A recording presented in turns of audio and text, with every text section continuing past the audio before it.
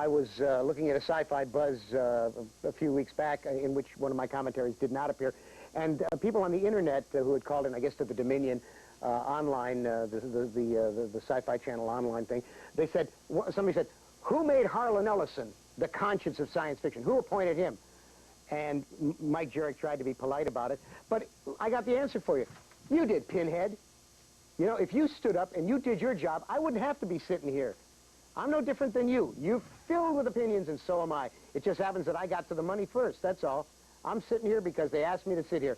But if you were the conscience of science fiction, I wouldn't have to sit here and gripe about stuff. I could sit here and talk about good stuff. You see, there's a very strange relationship between fans and professionals.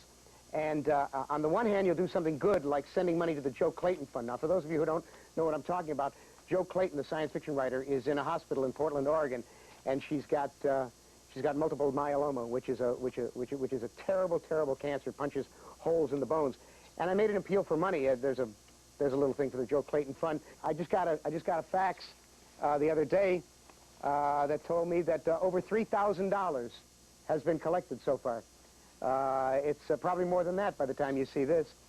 But science fiction fans did that. On the other hand, science fiction fans think that they should be treated as if they actually put a writer where a writer is.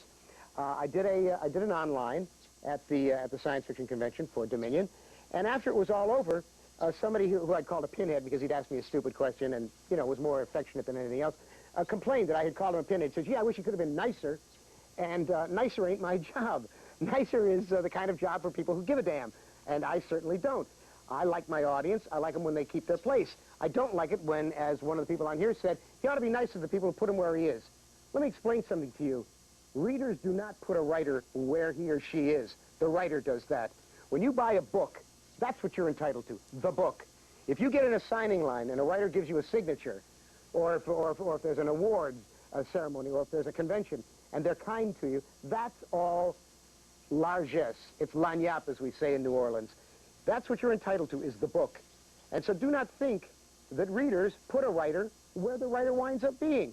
The writer does it by endless days and nights of working at a typewriter or a PC or standing at a lectern with a quill.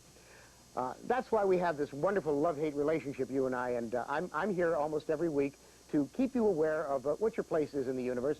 And if you think I'm, you know, above my station, it's only because I'm really basically a wonderful human being, and I'm glad you understand that.